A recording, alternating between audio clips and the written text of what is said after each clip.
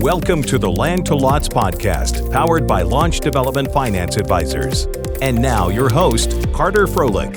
I'm going to now go into the world of master plans. There's a lot of, depending upon where we're at, obviously, different master plan communities competing with one another, vying for eyeballs, traffic, etc.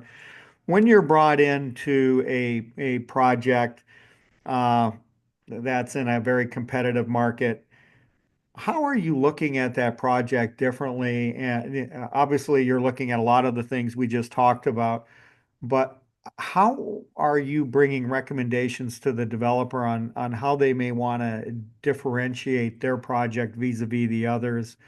Um, Anything you'd like to share with the audience on that topic? And I'll just leave it very broad. Well, sometimes it's perfect and it's, virgin development, like, what we did up in the Central Valley with Riverstone, because it was the benefit to these guys was something that a lot of the guys didn't have. They had an aquifer that set right under their property. So, Mhm. no wonder we had the signage company develop what wanted to be a water wheel at the entry. It was subtle, but it's probably, and again, another reason why we won another award for Community of the Year with that project, because again, water is in one places they get too much, but in certain parts of the country, not enough. Yeah. So I think it's always looking at, the positives and what you can make the most of with them. Sometimes we'll get projects like Candelas outside of the Denver area Mhm. that unfortunately was located next to something that people, because a lot of uranium and during the war, they Mhm. worked on parts of the atom bomb there. And so some of the folks that lived in the neighboring areas, and we don't know if we would like to think there weren't other developers, but there suddenly was this whole big deal that don't buy anything in Candelas because, your kids are going to glow and so forth and so on. So we worked very hard with a firm that helped in developing the outreach materials to really show and prove that through not just the developers' efforts, but through the government's efforts, that this land was now clean. And that as a result, there were hundreds of acres of open space that was adjacent to Candelas, that while maybe they wouldn't be building homes right on it, it was definitely accessible for bike riding and walking and so forth and so on. So trying to turn a negative into a positive can also work to your benefit. But I think it all comes down to making that list of aspects of differentiation that we sometimes talk about the big idea. And and if your project doesn't have a big idea, I mean, it's just you're gonna be there a lot longer. And we often try to, like with the new view on the river, we always try to think if we can have a tagline or a theme line. Somebody would maybe define it as what you would name the title of a book or the title of a movie. Right. But being able to say in 4 or 5 words what distinguishes you, I think is, we worked in Dallas on a tower, museum tower actually, Mhm. and the definition there, the theme line we used was an addition of one, because there was nothing going to ever be like it in the entire city. And Yeah. for high-rise dwellers, that's important, not to live in the building that looks like 9 other buildings. So, Yeah. that was a key there. And I think that for Talisker Club and Park City, it was, a whole idea of a private wonderland, because they had land that no one else could access, that was on the backside of a part of their property, that was truly the only people that would ever be there or ever be able to use it were people that were members of the Talisker Club. Mhm. So it's always trying to think about ways that early on that you can have a message that truly separates you from the other guys. And And that's the big idea. yeah, the big idea is that message, and then you're playing off of that as it relates to your continued marketing, collateral material, website, soft programming, Yeah, I mean, like all the I'll give above. you one more example, Palmetto Bluff. What we saw about that particular location in South Carolina was the fact that it was about the low country. Yeah. So our story really wanted to be, and this was our line, how the low country lives. And Yeah. it was all about telling the story about not only the plant material, but the whole sense of the tide water and again the beauty of this part of that state.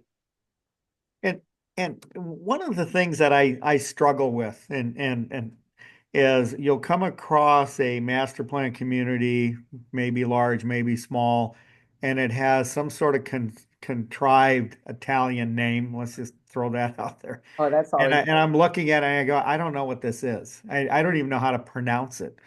As opposed to being something that is of the place. It is the Low Country. It is the Hudson Valley. right, It is Sleepy Hollow. Is right. it easier to build a message in something that is of the place and of the history as opposed to doing something contrived? I mean, here again, I'm just asking. I don't know. Maybe it's easier to do something that's made up. Well, I mean, I think that you never want to talk about those projects that you were asked to jump on Yeah, where the developer said, well, I want it to be the seven hills of Rome. But to some degree, I think you can do touches of that Italian flavor, right. but I always think if you're not in Italy, that's going to be a tough one for anybody to believe. But I think there was definitely a bunch of years in there where we had, Yeah, builders wanting to build everything Italian, and then I don't know, it moved to, I don't know, maybe it started with French, yeah, country, and then it went to Italian. I don't know what came first, but yeah, we've had our experiences with those types of projects. And I think it's easier to handle it around the design of the architecture. But when everything wants to go in that flavor, you know, I think today more builders are recognizing that at some point people are going to get tired of it. And yeah. then what happens to those houses? Do they lose value because Mhm. they were stuck in the Italian era of when Yeah, we were building? So I think that they can still, have a feeling of a flavor that you mix in with other flavors, and that works very nicely because I don't think anyone minds houses that are mixed in with a whole variety yeah, of different other architectural or vernaculars that run the gamut of style. But boy, when you start putting labeling it on it, that says this is going to be the next coming of Verona, um, yeah, that's a tall order. yeah, And I would not recommend that. That's certainly no longer. But yeah, there's still ways to if let's just say there was some particular cultural historical aspect, like for example, I'll take this town of Charleston. There's definitely a whole mix of people that came through Charleston. It you can borrow and pick and select from that period of history and find ways to utilize that and still have that mood and feeling, yeah, but without, suffocating the entire project because it's all going to be about one theme. yeah, yeah. And so jumping over to architecture just for a little bit. So we've come up with our theme, we've come up with our name, we've got some ideas on branding. And I'd like to just talk a little bit about that as a master plan has a logo, has a brand. Then are you then going out into the area, assuming it's of, let's just say, the low country, and showing here may be some ideas of what we want the housing elevations to look like, or bits and pieces of it to bring in to help fully bake, if I can use that term, the look and feel of the place, as encapsulated with the big idea, with the branding story. Yeah, I mean, I think that fortunately today architects really they really like to jump on that as part Yeah. of their assignment. But I think again when we have that charrette on site and we tour the areas that surround a large piece of land. In the case of Palmetto Bluff, that project's 20,000 acres. So you Mhm. got you got the town of Bluffton, and you got a bunch of towns that evolved over time, and going and picking the best of the best and utilizing that, in some format, to at least demonstrate an appreciation for the history and the culture of how that place came to be. I Mhm. think people really, really like that. And it's always a mix. The best stuff is always a mix of old and new.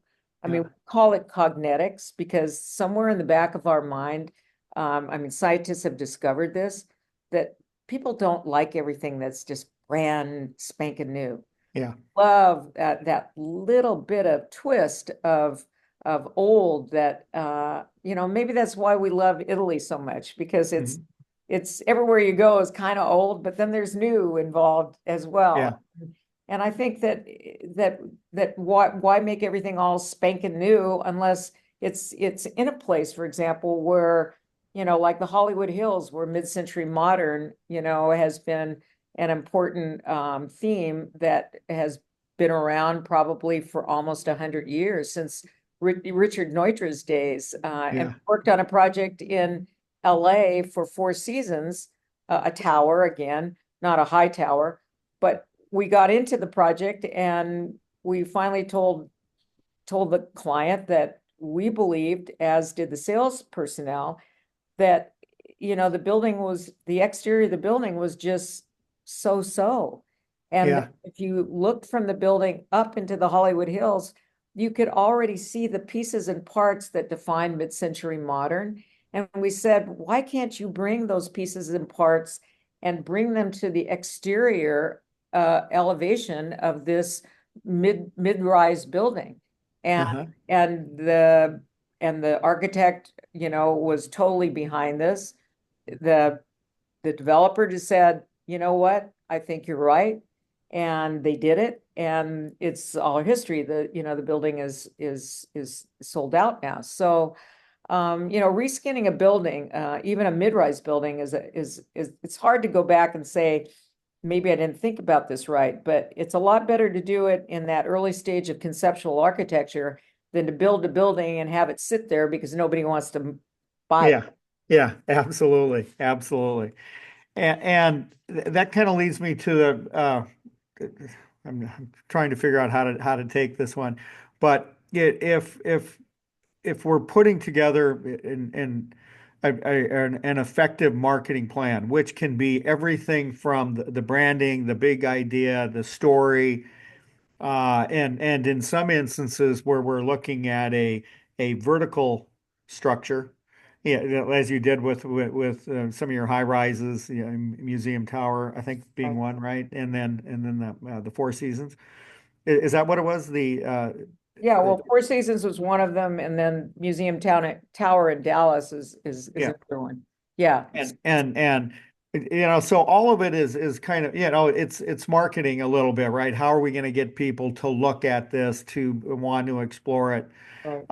And we had to reskin a building, or the team recommended that they reskin it to bring in, some of the mid-century.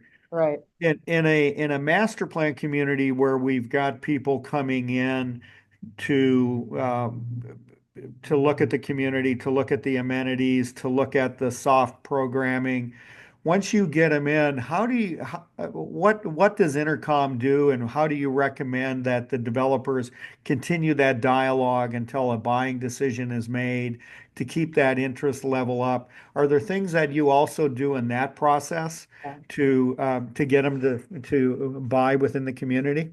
Yeah, I mean, I think we have some good examples here in California where that's been done well. I think that again, early on, nobody wants to build something that's going to get torn down, and nobody Yep. wants to put something right flat in the best piece of property, that D10s have to roll through in order to get their job done. But even if you have to build something temporary, Mhm. and I know that always makes everybody kind of a little not comfortable because they don't want to waste a dollar, even if it has to be built on skids and you move it at some Uh-huh. point and it becomes something else down the Right. road.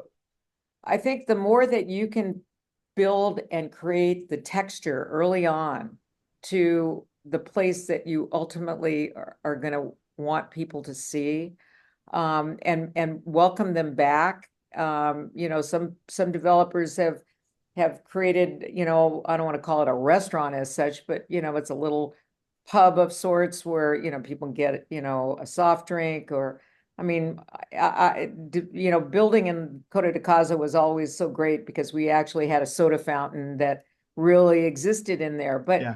but those are the kinds of ideas that I think, why just try to make it a place that just looks like, there's 4 sales offices and Yeah. you have a static, site plan on the wall. Why not get a little more creative with it and make it feel like a piece of what you're going to be living in. Yeah. And this is where, I mean, I think you take your cues. We're here in La La Land in Hollywood. I mean, if you were going to go to a premiere, I mean, even the premiere would find ways to help you feel the experience, of whatever that movie wanted to be. And so I think we got to work a little harder than I think we've always, I think builders have done it better than others, but I think more recently than not, there's been much better examples of how that first experience happens. Certainly here in Irvine, there've been a couple of really nice projects where, Yeah. the park went in first. And I remember having a conversation with, once again, another developer, and this was out in the Arizona area. And I told the developer, I said, before you do anything, you got to build that pool and that park first and put the sales office right across the road from it. Yeah. So people will begin to recognize that this isn't just going to be a bunch of houses on streets, but that as part of the master plan, parks and pools are going to be, every so many blocks. Yeah. And while that just seems to be, what it just seems to be something that people would make that decision, a few years back, that wasn't always the case. So, Yeah. so put your amenities in if you can early on. I mean, we've certainly learned that with Del Webb. I mean, Del Webb's attitude is probably out of the lips of potential buyers who would say, if I hadn't seen that, I could be dead before the thing is built. So I don't mean to be maudlin about it, but Yeah. that's Yeah. reality. Yeah. So, and again, building, or I should say, putting trees in early on that, aren't, 15-gallon trees, that you find some specimen trees to bring into your site so that people actually do have shade and do Yeah. get a sense for the experience of the place before it's actually constructed. Yeah. No, that's great. Uh, Tony, if you were to talk about your biggest learning experiences with developers, yeah, what would that be? If you had one or two things, if you could have a redo, or if you saw a redo in the past. I know I have lots of learning experiences, and I keep them on a list. I make sure I don't do this when in the financing. Uh, do you have a list like that? You know, I I probably do, but I don't want to embarrass anybody because Okay. Yeah, no, good well, point. I told you about this, but then, you didn't really want to think about it. No, Yeah. I do think that one of the reasons we do these vision books is because before there's anything, before there's a sales office built, before there's a final direction, and I'll give you an example. Mhm.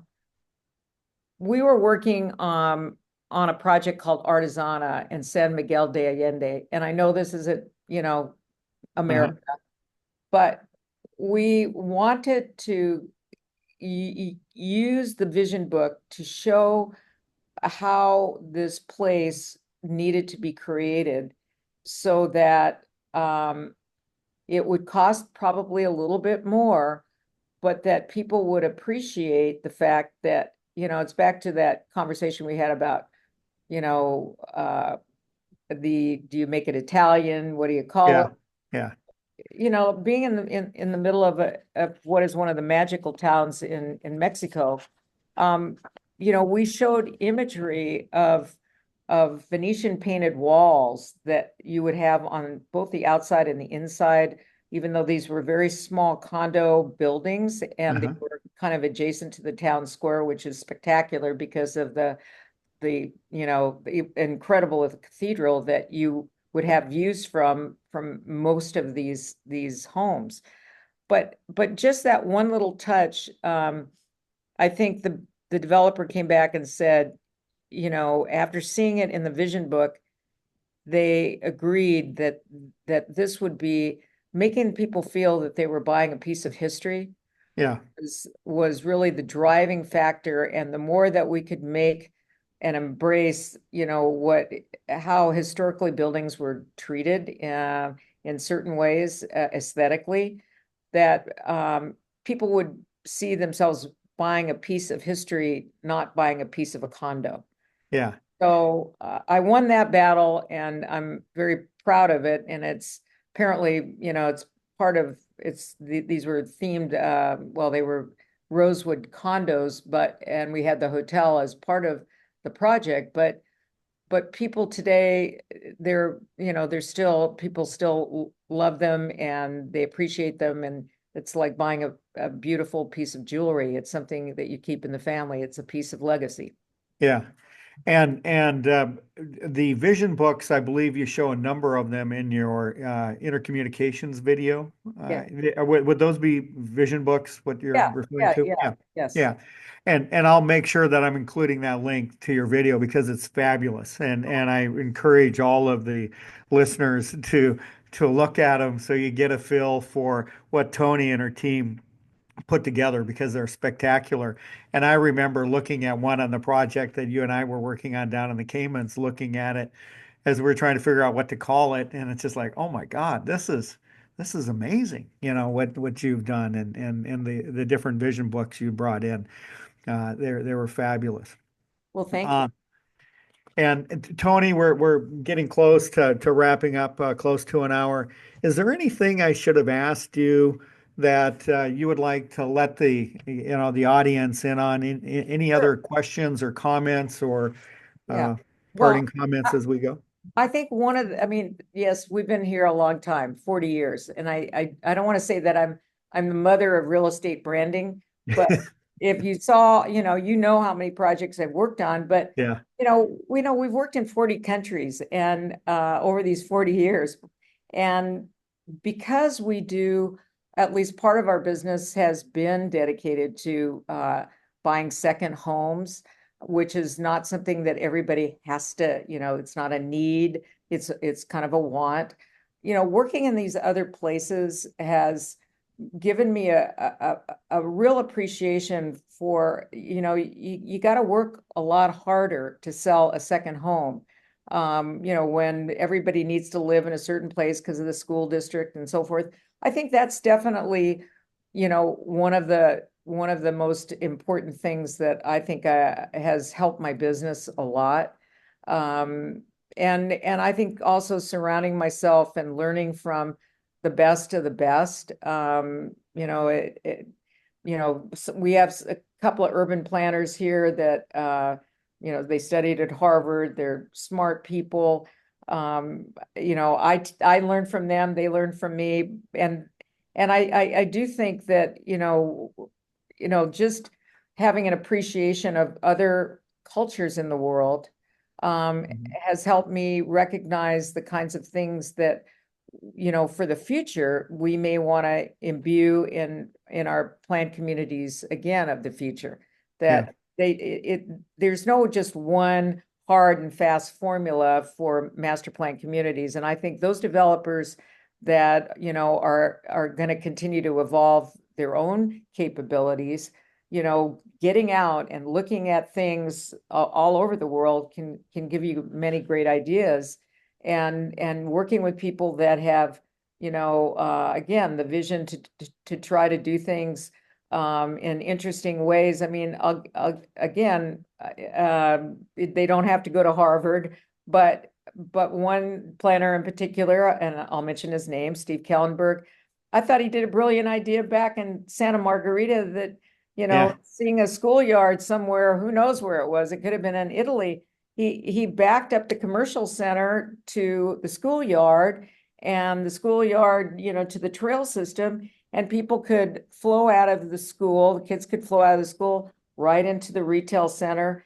The school by itself, when the school isn't used for regular school at night, it can be used for classes for adults for ongoing learning. But it was building and creating that little village that could have come from an idea that you saw, in Siena or Italy again. But it's how you adapt those ideas in certain ways to be able to be useful and for these communities of today. So so there's always a lesson to be learned, and I think I'm always looking, and I'm always trying to learn from other people, and I must say that it's a journey that's never ending, and I just feel so proud that I've had this opportunity to do what I've done in my life so far. Well, Toni, thank you. And those are great words to conclude on. And I just want to say thank you again for taking the time to speak with me and our listeners. And to all of our listeners, I'll be putting Toni's contact information in the show notes, along with links to some of the projects we talked about, the intercommunications video that shows some of Toni's work done over the 40 years she's been in the business. Wow, time flies, right? You have been listening to the Land to Lots podcast with Carter Froelich. Follow us wherever you find your podcast to never miss a new episode.